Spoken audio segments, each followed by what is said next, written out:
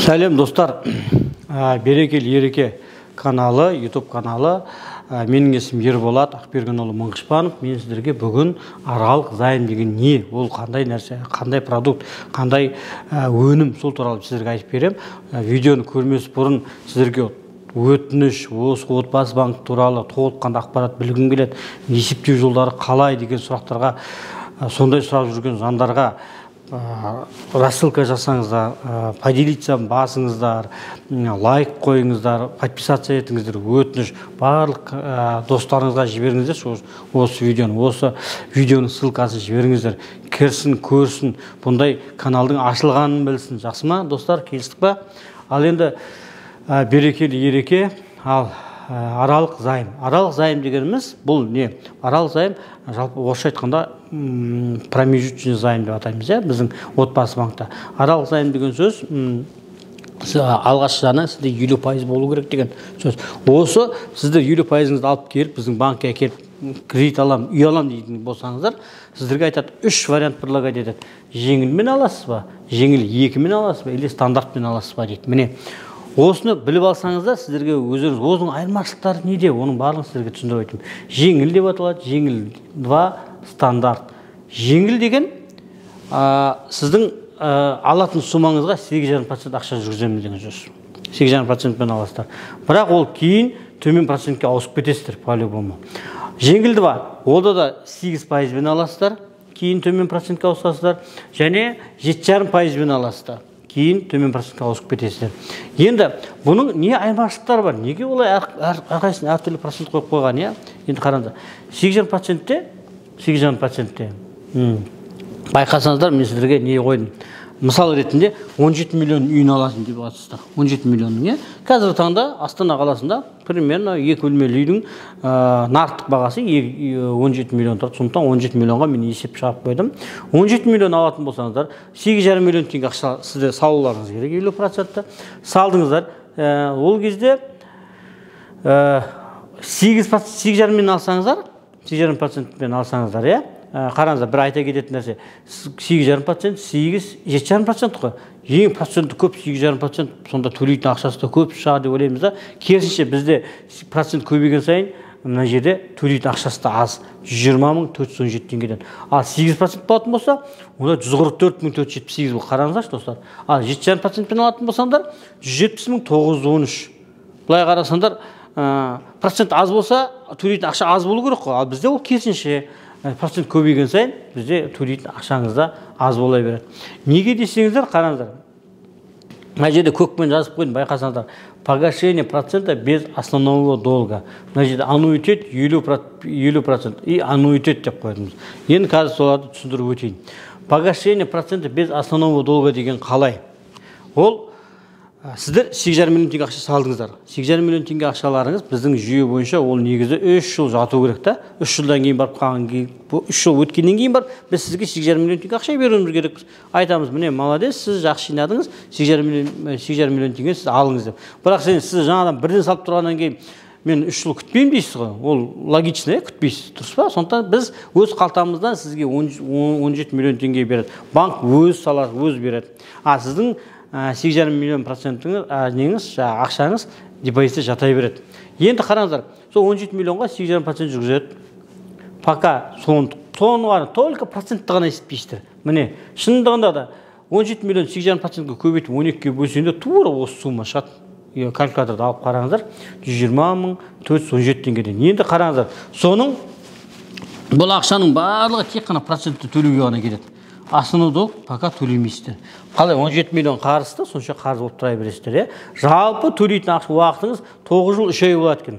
Соның алғашқы 3 жылында өз төлеп бітесіңдер. Одан кейін 2 жыл 3 айында төлейсіздер. Одан кейін 7 жыл бойы 119.347-ге түсіп кетеді. Бұл жерде клиенттің алғашқы 2 жыл 3 жыл төлейді деген сөз, өткен бұл клиентте, яғни 9 айлық шоты болған. Әйтпесе 9 айлық шоты болмаса, мына жерде 36 ай бойы төлеу керек еді. Енді қараңыз, 119 мың ғой, осы 119 мыңның 34 мыңына ғана процентке кетеді, тек қана процентке төлейді. Мына 85 мың основной долг, яғни негізгі қарыздан құтыла бастайды.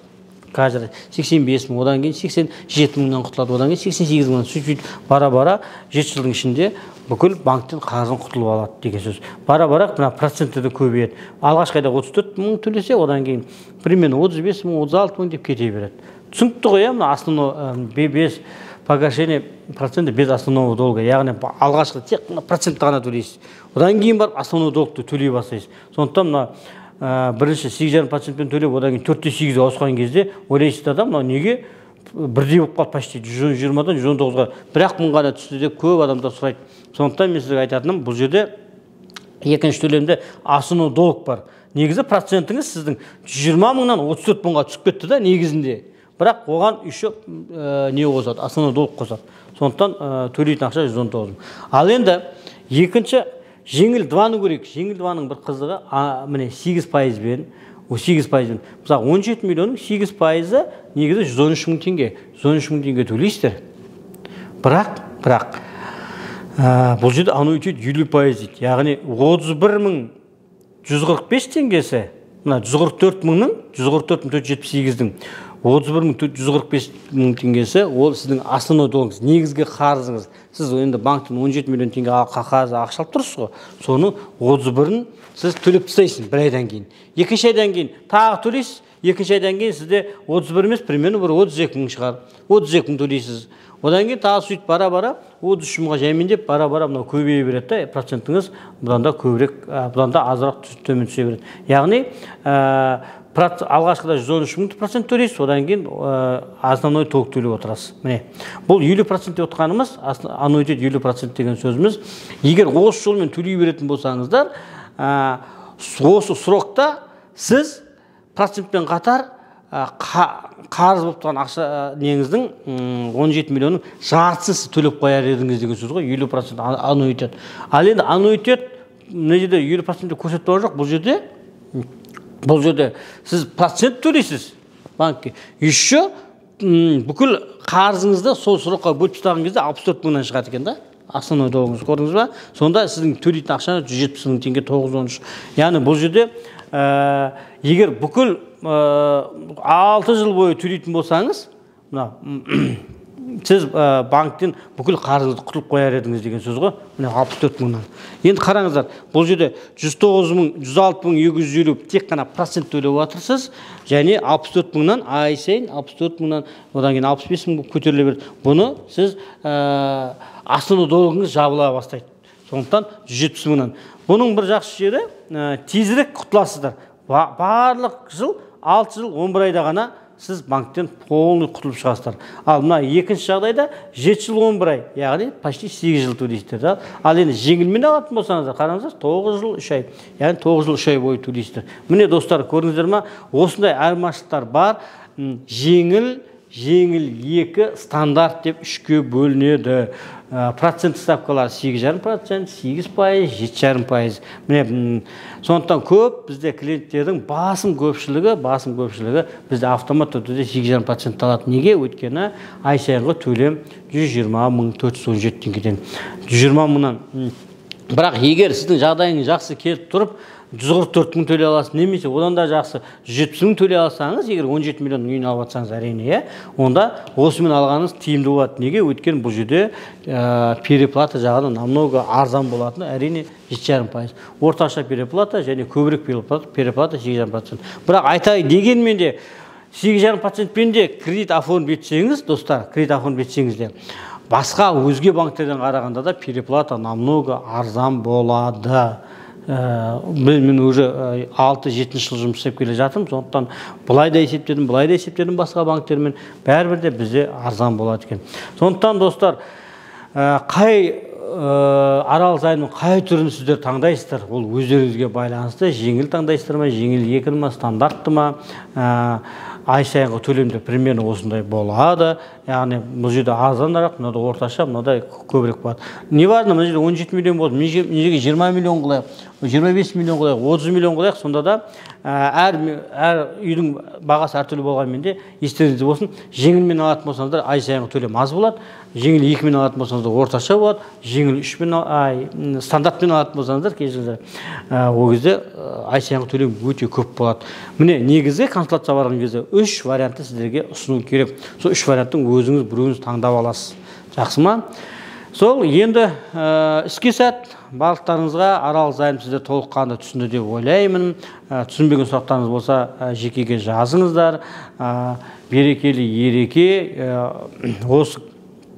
Осы видеоны барлықтарыңызға таратыңыздар, өтініш лайк қойыңыздар, подписация етіңіздер.